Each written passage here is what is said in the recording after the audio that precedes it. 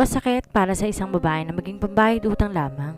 Ang mas hindi katanggap-tanggap, amang nakagisna na nagbenta sa kanya, kapalit na milyong halaga ng pagkakautang nito. Masakit man sa loob, sinunod ang gusto ng ama kahit di niya kilalang lalaking pinagbentahan sa kanya. Ngunit ang masaklap, ang mapapangasawa niya ay may pusong bato at hindi ata alam ang ibig sabihin ng pagmamahal. Mapalambot kaya ng dalaga ang puso ng asawa? Part 1. Hailey's Perspective. Isang malakas na sampalan dumapo sa mukha ko na umuwi ako ng bahay pagkatapos ng trabaho ko bilang isang waitress sa isang restaurant. Bakit pa nandito ka ulit? Hindi ba't pinalayas na kita? Sigaw sa akin ng aking amain. Napahawak ako sa nag-init kong pisngi. Napakalakas ang sampal niyan, halos ramdam na ramdam ko ang init ng pamula ng pisngi ko. Gusto kong umiyak pero ginawa kong lahat para pigilan ang luha ko sa pagbatak dahil tiyak na mas magagalit ulit siya kapag nakita niya akong umiiyak. Halos mapakagat ako sa labi ko, mapigilan lamang ang higping nagbabantang kumuwala sa bibig ko. Nanginginig ang mga kamay niya at pulang-pula ang mukha niya. Lasing na naman siya. Nasanay na ako doon 2 araw yata na hindi siya naglasing matapos mamatay ng aking ina. Napapikit ako at sinubukang labanan ang sakit na nararamdaman ko. At nang ibukas ko ang mata ko'y bigla na lang akong tinalikuran ng aking ama at dinig ko ang mga kung ano-anong binubulong niya. At isa na doon ay ang kagustuhan niyang mawala na ako. Napakasakit man sa dibdib pero hindi ko na lamang siya pinansin. At naghahain ako ng kanin at saka inihanda ang tinake-out kong ulam galing sa pinagtrabahuhan ko at ang soup na binili ko na pampawala ng lasing na kahit papaano. Dahil alam kong kailangan niyang pumasok na maaga bukas at di makakatulong sa kanya kung may hangover siya. Na matapos magluto, tinawag kong amain ko para kumain at maibsan ng alak sa kanyang katawan. Pa, kain na po! Mahinahong sabi ko sa kanya na nakaupo lamang sa may gilid at halatang nahihilo pa. Tinignan niya lang ako na masama at inaasahan ko na sa kanya yon. Madalas man mainit ang dugo niya sa akin, halos oras-oras yata. Wala yatang araw na hindi nagalit sa akin ng papa, kahit wala naman dahilan para magalit. Napakalit lang na aming bahay. May 3 maliliit na kwarto na tila kama lang yata ang kakasya sa bawat kwarto at ang sala namin ay siya nagsilbing kusina rin namin. Tumayo ang aking amain sa kanyang kinaupuan at saka lumapit sa munting lamesa namin. Bigla naman ako natuwa at napangiti pa nga ng gusto dahil sa wakas sasabayan niya na akong kumain. Napakatagal na yata nang huling nagsalo kaming kumain na magkasama. Pero para ako nilulunod sa napakalalim na dagat at halos hindi ako makahinga nang biglang itapon ni Papa ang inihanda kong pagkain. Bigla na lang siyang nagwala at pinagtutumba ang mga lamesa at upuan namin. Mga upuan na halos duman at marupok na pero nagawa niya pa ring ihagis. Pa, tama na po. Hindi ko mapigilang umiyak habang pinipigilan ko siya sa pagwala niya.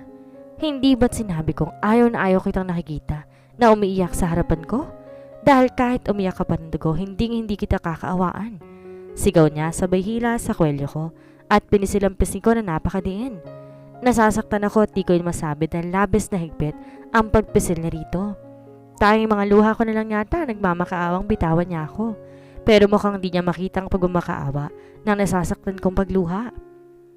Ilang sandali, itinulak niya ang mukha ko at tumba na lamang ako sa sahig at halos sumagulhol ako sa iyak. Naiirita si Papa sa pag-iyak at nakita ko siya. Binuhat ang upuang itinumba niya kanina. Itinaas niya ito at na mapagtanto ko na ihahampas niya yun sa akin ay napapikit ako ng gusto. Alam ko ihahampas niya yun sa akin pero sa sobrang sakit ng puso ko dahil durog na durog, masyado ako nanghihina para gumalaw at iwasan ang gagawin niya. Isang malakas na kabog ang narinig ko, ngunit wala naman akong naramdamang tumama sa akin. Dahan-dahan kong binuksan na mata ko at nakita ko si Papa, nakahiga sa sahig at sa tabi nandun si Harold, ang boyfriend ko. Nakatayo siya at nanginginig ang nakabilog niyang mga kamao. Harold, anong ginawa mo? Sabi ko habang nilalapitan ang walang malay kong amain. Napabuntong hininga naman siya at lumod siya para yakapin ako. Ramdam ko ang kaba niya sa bilis ng pintig ng puso niya. Napahigpit ang yakap niya sa akin. Hindi mo dapat siya hinahayaang saktan ka. Bulong niya at napayakap ako sa kanya at tuloy nang iniiyak ang sakit na kanina ko pang pinipigilan. Tahan na, sabi niya at saka kumabala sa pagkakayakap sa akin. Kita kong pagpatak ng luha niya at pinunasan ko mga yon. Hindi ka na dapat dumating, Harold, sambit ko at alam ko na inisiya sa sinabi ko. Bigla siyang tumayo at binuhat ang amain ko sa kwarto. Matapos niyang balutin to ng kumot, hinila niya ako palabas ng bahay. Hailey, hanggang kailan mo ba titiisin ang amain mo? Malungkot niyang tanong. Hindi ba piniliwanag ko na sa'yo to? Mahinang sagot ko. Ayun na naman tayo Hailey. Hindi na tamang ginagawa niya sa'yo. Naiintindihan ko na saktan siya sa pagkawala ng nanay mo, pero hindi kanya dapat tratuhin ng ganito. Hindi nauubra sa akin na rason mong magagawa mo pang ibalik sa dati ang lahat. Ang ibalik ang dating pagmamahal niya sa'yo. Huminto siya at hinawakan ng mga balikat ko, tsaka tamin ng diretso sa aking mga mata. Kita ko ang labis na lungkot at awa na gagaling sa mga mata niya at hindi ko yun gusto. Dahil nasasaktan akong nakikitang nahihirapan din siya ng dahil sa sitwasyon ko. Hailey, halatang halata na Minahal ka lang niya ng buhay pang mama mo. Kung talagang minahal ka niya, hindi sana ganitong trato niya sa'yo. Kung sana ganitong nararamdaman mo. Kahit ngayon lang, mahal. Kahit hindi para sa akin, kundi para sa'yo. Maawa ka naman sa sarili mo. Pagpapatuloy niya. Pero Harold, siya na lang ang natitirang pamilya ko. Oo, hindi ko siya tunay na ama, pero hindi totoong hindi niya ako minahal. Dahil naramdaman ko noon na mahal niya ako. Inalagaan niya ako na parang tuloy niyang anak. At hindi ko siya kayang iwan dahil alam kong may babalik ko pang dati. Dahil mahal niya ako. Iyak ko at bigla na lang siyang sumimangot. Alam ko na ang itsurang yon. He is disappointed. Noon yon, Hailey. Sana maintindihan mo yon. Kung di pa ako dumating, baka na paano ka na. Tumataas ang tono ng boses niya. Hailey naman, ayoko may mangyari sa'yo kaya makinig ka naman sa akin Lumayo ka na dito. Hayaan mo na lang ang tatay mo. Parang awa mo na ayoko nakikita kang ganyan. Halos limusin mo na sa kanya ang pagmamahal niya. Dagdag niya at parang kinukurot ang puso ko sa mga sinasabi niya. Tama nga ba siya? Nanlilimos na lamang ba ako ng pagmamahal sa tatay ko? Bagamat nasasaktan ako'y mahinahan ko siyang sinagot. Patawad Harold pero hindi ko kayang... Hindi ko na natapos ang sasabihin ko dahil bigla niya akong binitawan at tinilikuran. Aalis na sana siya pero hindi ko kayang hayaan siyang umalis na hindi kami nagkakaayos. Kaya agad ko siyang niyakap mula sa likod at tinawakan niya naman ang kamay ko para tanggalin ang pagkakagapos ng mga ito sa kanya. Pero mas sinigpitan ko pang yakap ko at sinubsob ko ang mukha ko sa likod niya. Hailey, please, hayaan mo muna ako. Mahinahong sabi niya pero hindi ko siya pinakinggan. Alam ko nasasaktan siya. Harold, alam kong nag-aalala ka lang sa akin pero wag ka nang magalit sa akin Hailey naman, paulit-ulit na tayo. Ano ba't naging boyfriend mo ko kung hindi mo naman ako hayaang pakinggan kahit minsan lang? Sabi niya. Sige na. Pero hayaan mo lang akong subukan pa. Kung hindi ko na talaga mababago si Papa, pangako, aalis na ako ng tuluyan. Sagot ko at bigla siyang humarap sa akin. Subukan pa, Hailey? Tapos susuko ka na lang kapag malala nang nangyari sa'yo? Kapag halos nag-aagaw buhay ka na? Hailey, alam mo ba kung gaano ako takot na takot kung anong po pwedeng mangyari sa'yo? Iniisip mo man lang ba ako? Naiisip mo ba itong nararamdaman ko? Galit nang sabi niya. Harold, bulong ko. Please Hailey, tama na. Ayoko may masabi sa'yo hindi maganda kaya pabayaan mo muna ako. Please. Naiyak na ako ng husto nang lumayo siya sa akin. Ngunit maya't maya lang naramdaman ko ang pagbalat niya ng maraming mga braso niya sa akin. Tana, alam mo namang di kita kayang tiisin pero sana naman makinig ka naman sa akin. Mahal kita, Hailey, kaya please, pakinggan mo naman ako. Kahit ngayon lang, sabi niya. Di ako nagdalawang isip pa at tiyakap ko rin siya na mahigpit. Napakaswerte ko sa kanya dahil hindi siya nagsasawang intindihin ako. Sige, bigyan mo lang ako ng kahit 3 araw, aalis na ako dito. Talaga? Sabi niya nang binitawan niya ako at tumango naman ako. Alam ko ang mahirap sa akin na iwanan ng amain ko, pero di ko rin kayang mawala ang kaya sa isang lalaking tinanggap at binahal ako ng buong buo. He is 1 in a million. Di man sa mayaman tulad ng hinahanap ng karamihan, pero isa siyang tapat at mapagmahal na lalaki. Kaya di ko hayaang masira kami dahil lang sa ganitong pag-aaway namin. Natapos ng pag-uusap namin ni Harold, sinamahan niya ako iligpit lahat ng kalat na ginawa ni Papa. Binilhan niya rin ako ng pagkain dahil alam niyang gutom ako. Pagkatapos nun umuwi na siya, tinayaan niya muna ako magpahinga. Di ko alam kung bakit, sa kabila ng lahat ng pagsaway ko sa kanya, nanatili pa rin siyang nandyan para sa akin. Nagdasal ako bago matulog. Pinagdarasal ko na sana maging maayos ang lahat bago ko pa man maisip na umalis ng tuluyan. Namagising ako'y wala ng tatay ko. Napakaaga niyang umalis para sa trabaho. Isa siyang construction worker. Oo, mahirap lang kami pero masaya kami. Pero noon yun. Pinigilan ko ang mga luha ko at naganda na lamang ako para sa pagpasok ko sa trabaho. Nagmamadali akong lumabas nang bigla ang may 2 matangkad na lalaki ang siyang tumambad sa akin. Nakasuot sila ng itim na suit at may nakaparadang isang puting SUV sa may likuran nila. Bigla na lamang akong kinabahan pero hindi ko yun pinahalata. Ano po yun? Tanong ko. Ma'am, kailangan niyo pong sumama sa amin.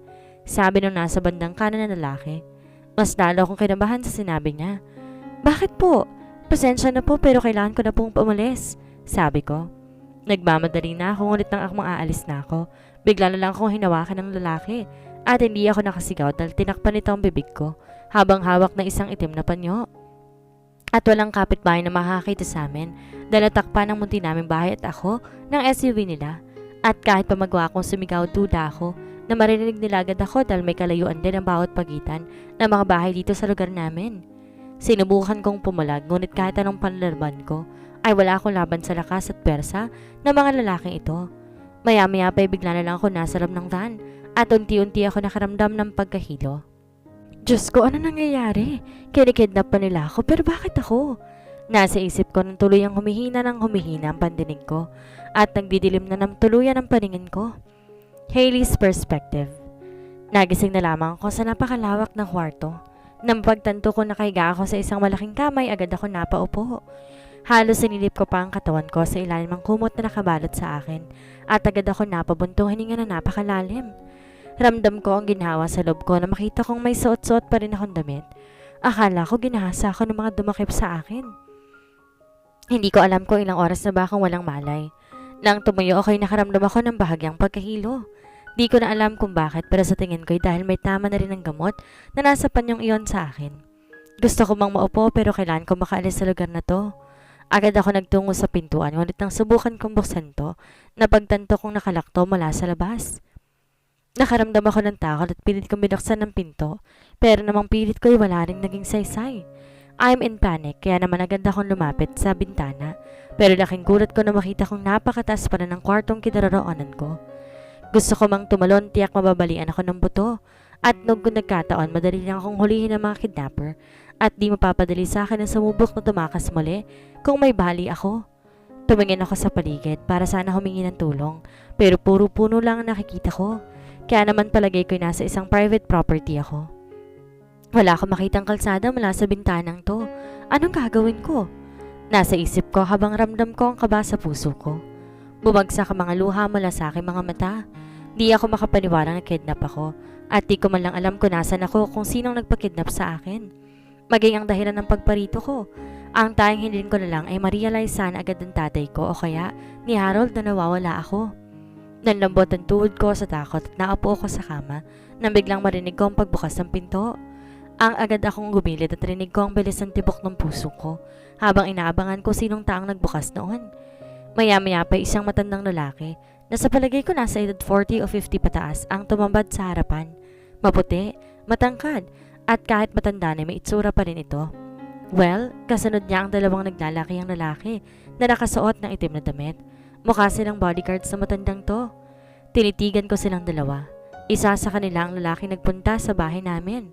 Tumayo lamang ang dalawa sa magkabilang gilid ng pintuan habang ang matanda ay papalapit sa akin. Napatras ako mula sa kama. Takot pero wala akong matakbuhan. Di ko alam kung anong balak niyang gawin pero naglakas loob ako magsalita. Sino ka? At anong kailangan mo sa akin? Nanginginig kong tanong habang nakatitig sa matanda. I'm Charlie Wade, and to answer your question, you're here because your father used you as a collateral to his debt. Ikaw ang kabayaran sa lahat ng utang niya na hindi niya na kayang bayaran. Paliwanag pa nito. Nanlalaki ang mga mata ko. Nagulat pa ako sa mga sinabi niya pero hindi ako naniniwala. Hindi yun kayang gawin ng kinikilala kong ama sa akin. Hindi siya ganong klase ng tao. Ipinambayad ako ng amain ko. Nagkakamali kayo. Baka mali kayo ng taong kinuha. Hindi magagawa ng tatay ko. Naiiyak kong sabi. Bagamat ayaw kong maniwala, hindi ko pa rin maitatanggi na labis ang kaba ko sa pwedeng mangyari sa akin. Bumuntong hiningang matanda at saka tumitig sa aking mga mata. You are Miss Hailey Gaizano and your stepfather Ariel Cruz, right? Ngayon sabihin mo sa akin na nagkamali ako ng taong kinakidnap. Sabi niya. Napahawak ako na mahigpit sa kumot na nasa tabi ko at takot na tumitig sa kanya. Alam niya ang buong pangalan ko at sa mind ko. Nagpapatunay lamang na may posibilidad na totoo nga ang sinasabi niya. Pero paano kung gawa-gawa lamang na matandang itong lahat? Hindi ako magpapaloko. Hindi. Hindi magagawa ng tatay ko yon. Sigaw ko at bakas sa mukha niya ang pagkairita. Di siya nagsalita bagkos tinawag niya isa sa bodyguards niya at may inabot itong isang brown envelope. Ito, basahin mo. Sabi ng matanda at nilapag ang envelope sa may harapan ko. Agad kong kinuha yon para maibsan ang pagtataka na tumatakbo sa isipan ko ngayon. Binasa na mabuti nakasulat sa isang papel at kitang-kita ng mga mata ko ang pirma ng aking amain na nasa hulihan. At tulad nga na sinasabi ng matandang to, nakasaad dito na ako maging kabayaran o ang buhay niya sa milyong inutang niya sa araw na hindi niya nabayaran sa takdang oras. Hindi ako makapaniwala. Paano nag-uutang si Papa ng ganitong kalaking halaga? Kilalang kilala ko ang pirma niya at sinasabi ng dokumentong ito na tama ang matandang nasa harapan ko ngayon. Hindi ito totoo. Sigaw ko. Hindi ko kayang tanggapin. Napakasakit. Pinunit ang papel na hawak ko at saka tinapon yon sa sahig. Punitin mo man yan. Marami akong kopya. Maniwala ka man o hindi, wala akong magagawa. Kung gusto mo, tanungin mo mismo ang tatay mo at nang marinig mo mismo sa labi niya ang katotohanan. Para akong binagsakan ng langit at lupa. Ang kinilala kong tatay na akala ko'y mahal ako, ibinahid ako sa matandang to. Halos manghina lahat ng buong katawan ko. Wala akong magawa kundi umiyak. Para akong lantang gulat, di ko na alam ang dapat na gawin. Palagay ko ay natauhan ka na rin, sabi ng matanda. Anong kailangan mo sa akin? Bakit ako? Tanong ko habang humahagulhol pa rin sa sakit. Di ko matanggap na nagawa to ng amain ko. Bakit? Isa lamang ang dapat mong malaman. Ikakasal ka. Yon ang kabayaran para sa nautang ng tatay mo. Sabi niya. Kasal? Bigla ako napahinto sa pag-iyak. Tumitig sa matandang nasa harapan ko. Hindi ako makapaniwala na yon ang gusto niyang mangyari. Ang pakasalan ko siya? Ano naman makukuha niya sa akin? Tila ng lamig ang buong katawan ko. Ano pa nga bang maaari niyang gawin? Ang pilitin akong matulog kasama niya? Hindi. Nilokob ng takot ang dibdib ko sa mga iniisip ko. Kasal? Hindi. Hindi ako papayag. Sigaw ko.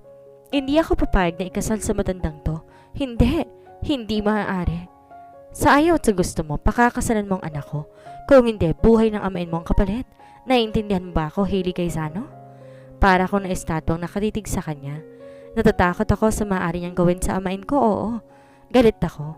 Galit na galit ako dahil sa ginawa niyang to, pero ang mamatay siya, hindi ko kaya. Hindi ko kaya mawalan ulit ng pamilya. Siya na lang ang meron ako, pero napapikit ako sa sobrang sakit. Matapos kong manahimik, lumapit ako sa matanda at lumupod sa harapan niya. Parang awa mo na. Babayaran ko ang lahat ng utang ng tatay ko oras na magkapera ako. Hindi man ngayon pero babayaran ko kayo, pinapangako ko. Pagmamakaawa ko pero tila di man lang nakaramdam ng awa ang matandang to. Tumayo ka dyan. Kahit magmakaawa ka pa o umiyak ng dugo, hindi magbabago ang desisyon ko. Papakasalan mong anak ko. Yun lamang at wala nang iba. Seryosong sabi niya at tinalikuran ako. Pero bago pa man siya makaalis, niyakap ko ang paa niya. At pilit pa rin nagmamakaawa sa kanya. Parang awa niyo na. Hayaan niyo na lamang kong umalis. Pagmamakaawa ko pero hindi tutumugon at bigla na lamang kong hinila ng dalawang lalaking kasama niya pero nagpupumiglas pa rin ako. Ayoko siyang bitawan pero tila wala na yata akong lakas. Kinain na ako ng sakit at awa ko sa sarili ko. Isinara nila ang pinto at patuloy ako sa pagkadabog dito. Parang awa niyo na. Pakawalan niyo ako. Ayoko dito. Parang awa niyo na. Paulit-ulit kong sigaw pero walang nakikinig. Halos mawala na ang mga kamay ko sa kakakatok. At wala akong pakiram kung dumugo man ito. Dahil ang alam ko lang ay gusto kong umalis sa lugar na ito. Hailey's perspective. Ilang araw na ako nandito sa loob ng kwartong to. Nagmumukmuk at halos mabaliw na nga ako. May banyo at CR na sa loob ng silid na ito kaya susubukan ko magpanggap na naiihi ako upang makatakas sa hindi ko magawa. Iniisip ko kung kumusta na kaya si Harold. Ilang araw ko nagdarasal na sana may taong magliligtas sa akin, pero wala. Sigurado ako na babaliw na si Harold kakahanap sa akin. At ang amain ko, wala akong ideya kung ano bang nararamdaman niya. Pero hindi niya nga siguro ako mahal dahil eto ako, nakakulong sa isang kwarto at ikakasal sa taong di naman ako mahal.